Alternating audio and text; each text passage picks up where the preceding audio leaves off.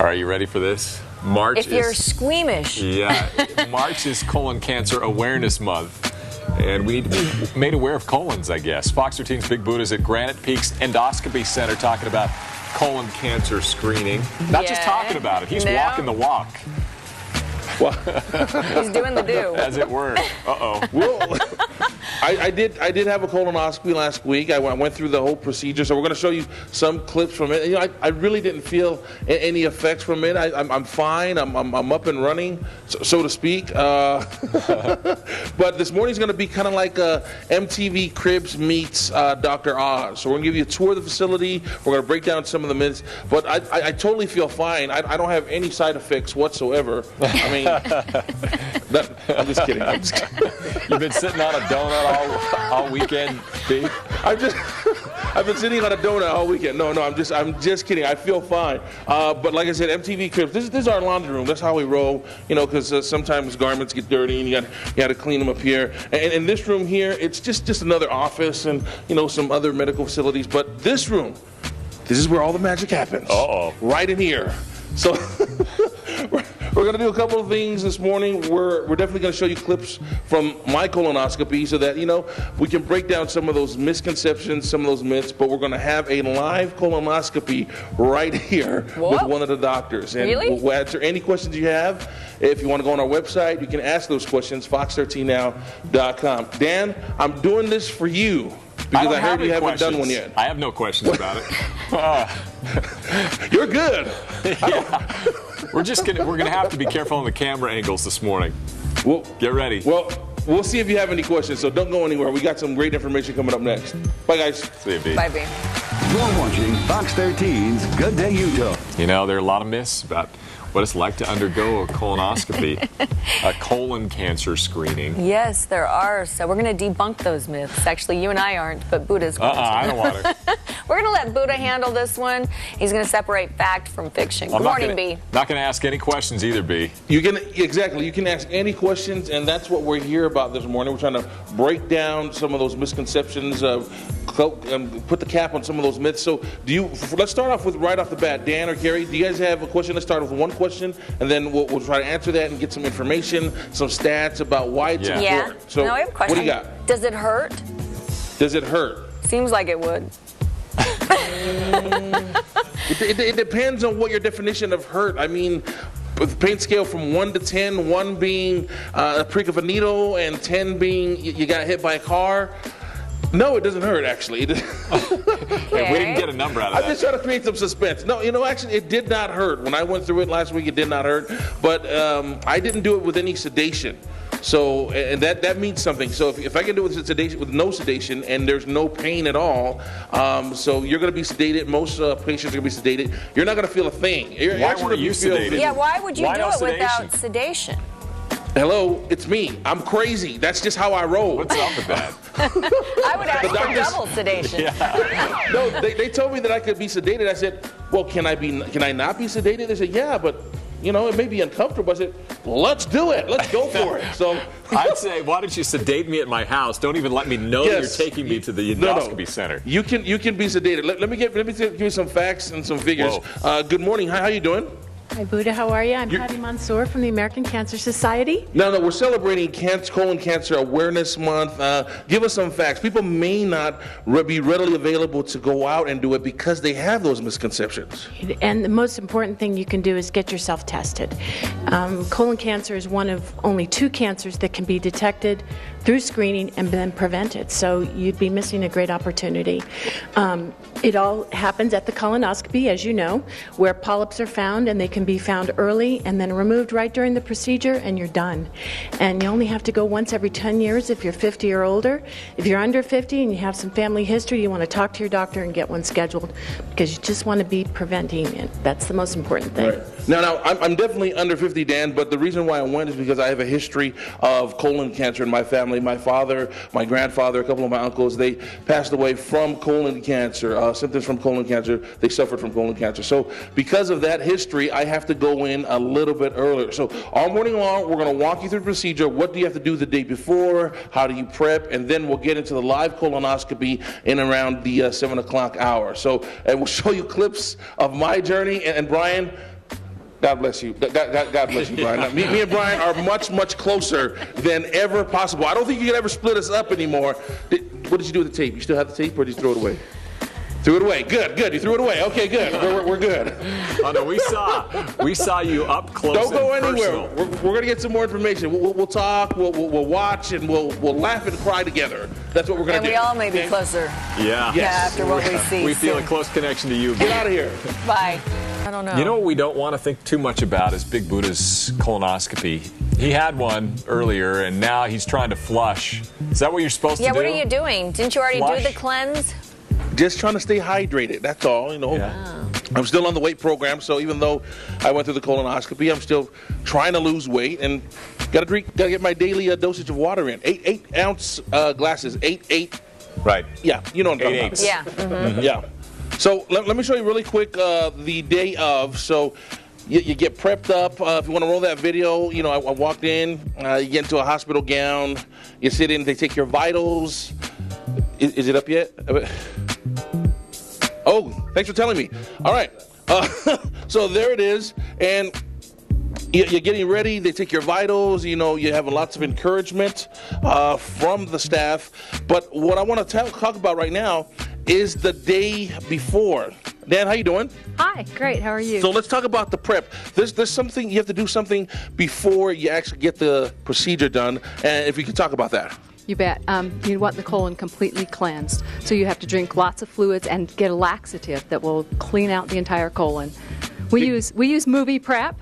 Movie Prep has a couple of packages that you empty into a liter of water, and you have to do it twice. First, the night before, and then 4 hours before the procedure to make sure your colon is nice and clean. Okay, so let's show people at home. It's really easy. I want to make sure people understand there's no rocket science. No. And I can do it. If I can do it, anybody can do it. We have here Movie Prep. There's A and B packages. And so the night before, you're going to mix A and B in the liter of water. Okay. And there's A, and there's B. And then you're just All you going gotta do to is shake it up, right? That's right. All right. Just shake it up. And if you want to chill it, you can chill it. And then, You mean I could have put it in the fridge? yeah, it would have made it a little bit more palatable. I didn't know. I should probably read the directions. That's why you got to read the directions. Okay, and so you take it. How many hours beforehand do you take it? You take it the night before, Right. the first one, the second one, 4 hours before you come for your procedure. Okay, so when we come back, we're going to take you into the room. We're going to get prepped up. We're going to show you all that, and we're going to just come back. Thank you so much. B, can you get my bottle of water, please? Uh-oh. B, we got to Which go. one? Come on, let's go. We got to go. Looks like he's getting cleansed You've got a twice. 50-50 We just got to go. We just got to go. Very nice, B.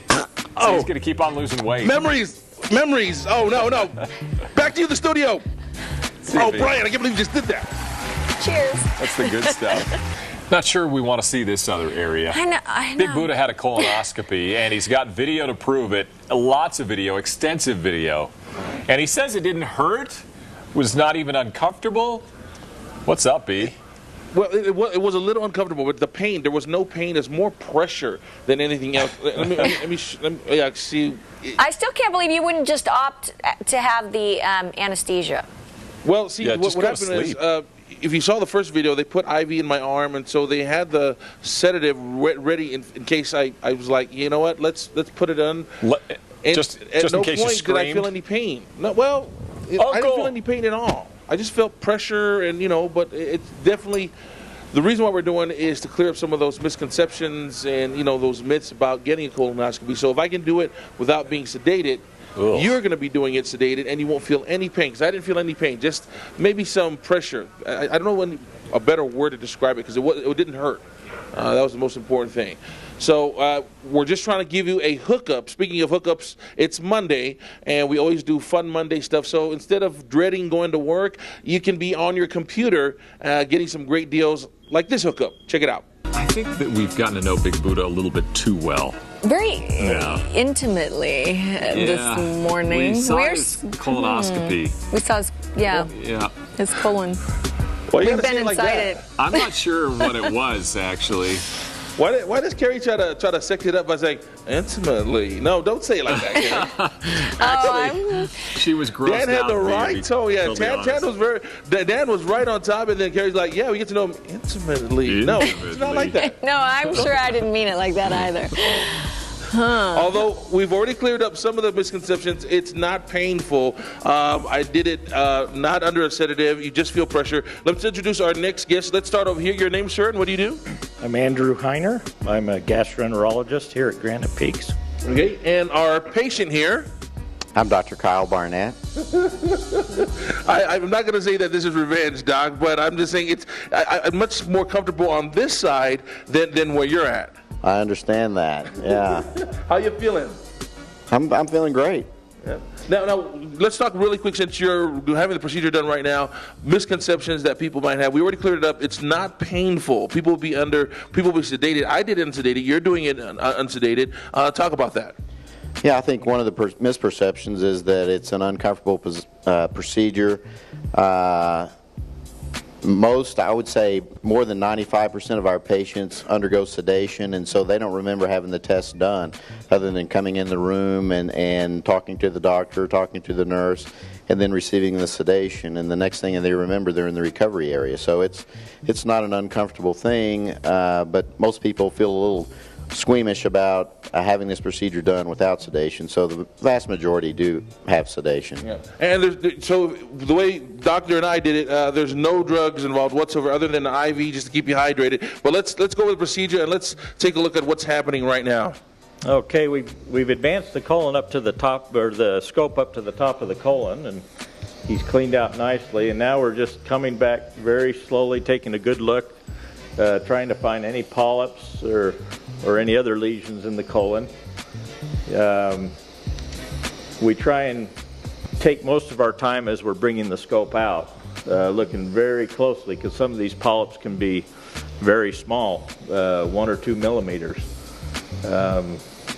Fortunately, we've got very high definition cameras, and we can easily pick up polyps that small. So this is what we're going to do. We're going to complete the procedure. We'll take some pictures. When we come back in our next segment, we'll analyze the doc's colon. That didn't sound right, but no, we're just going to look at the pictures and see if there are any problems and give him the good news or bad news. Whichever way it goes, that's how we're going to do it. You okay with that, Doc?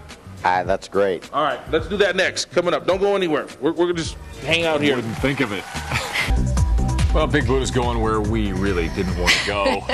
But, we're kind of into this thing, so what do we do now? We're committed. We're committed. A whole morning full of colonoscopies. Yeah. Colons. Lots of colons. We're just, now, Dan, if this is gonna be your profession, this is the kind of doctor you want to be as a kid. What do you think the name would be appropriate for a doctor? Doctor what? Just throw out anything. How about Dr. Heiner? Dr. Heiner, you're absolutely right. Look, I want to show you. We're not making this up. Look, Dr. Heiner, show me your badge, Dr. Heiner. Yeah. Yeah. So the girls around here nickname him Dr. Heine, Dr. A. Destiny for him. Destiny. Yep. Yeah. They actually, when he walks into procedure, they play "My Humps, My Lovely Lady Humps." Yeah, it's like his theme song. He's a good sport. His name earlier.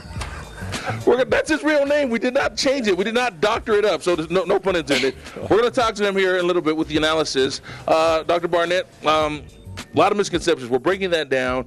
But is this the only preventable cancer if it's screened early enough? Yeah, it's one of the only preventable cancers. It kills about 56,000 to 57,000 people a year in the United States, and fortunately it's a preventable cancer if you get screened at the appropriate times. And for the vast majority of the population, screening should start at age 50.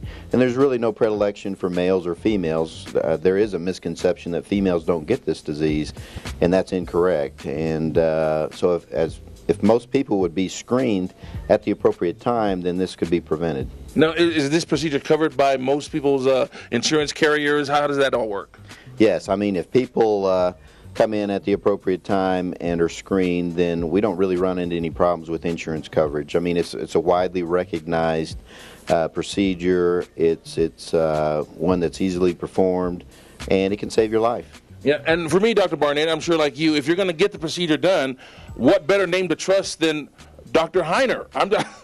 I'm just saying, your name is a name you can trust in a colonoscopy. It's perfect. I have patients that actually find my name in the phone book and say, I got to go to that guy. And we did. Let's talk about Dr. Barnett's analysis. You took some pictures, and what did you see? And just like you would with a normal patient consultation. Well, fortunately, he was cleaned out beautifully, so we got an excellent exam. And we did not find any significant polyps or colon cancer. That deserves a round of applause. We got a studio audience. Yes, that's good news. Yes. But he did have some diverticulosis, which is... Let's flip the pictures around and show them while we're talking about it, Doc. This is a picture of some diverticulosis. We're inside the colon here. You can see there's little pockets in the wall of the colon. This is probably the most common thing that we see. Upwards of 50% of 50-year-olds will have some degree of diverticulosis. And it's very important that these people be on fiber supplementation to avoid diverticulitis. Diverticulitis is when these pockets get infected, and that can be a very serious condition. But overall, good news. Nothing there, right? Excellent news. He's good for at least another 5 years. All right. He's got a family history, so we'll bring him back in 5 years and take another look. Now, when you come out here and you get your colonoscopy done, Dan and Carrie, you don't chest bump. Your booty bump. See, the chest bump is like this. You do the chest bump like this. But here, because it's colonoscopy, you turn around and you bump like that. That's how we do it. That's how we do it around here. Yeah. Yes. It's the tush and a high push. five. We got more information for you when we come back. Say goodbye. Say goodbye for me, Dr. Heiner. Bye, Dr. Heiner. Big Budah needs some rest. Because he already had the prep. He's been through a lot of preparation to get to the point where he had his colonoscopy. So proud of you, B. We've been looking at pictures of that this morning. Video.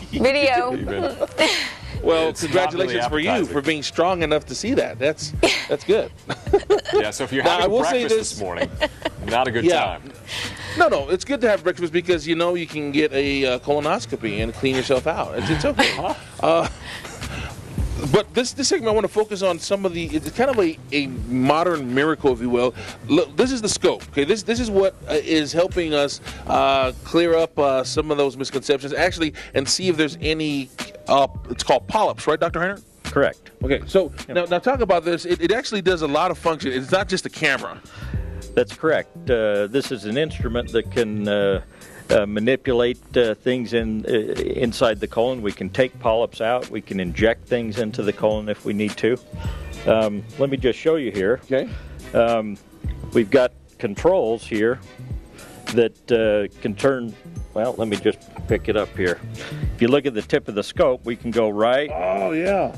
We can go left. We can go up, down. We can go all the way back around 180 degree, or even a little bit more. And then the scope itself is very flexible. And by torquing the scope, we can actually work our way up the colon, which is definitely not a straight shot. There's loops in the colon and whatnot, but the technology of these scopes has evolved over the last 30 years to the point where we can get up to the top of the colon in probably 99+% of patients. Now, how long is the average human colon? Is it about 4 feet, or some are longer, some are shorter? Yeah, the colon is it's elastic. It kind of stretches, but about 4 feet when it's relaxed. Our scope is more like 6 or 7 feet, and oftentimes it takes the entire amount of scope to reach the top of the colon. Now, I had a picture taken on Thursday when I had the colonoscopy done, because there's a wall of fame. Not everybody has an oversized colon like me, Dan, but lift this up real quick.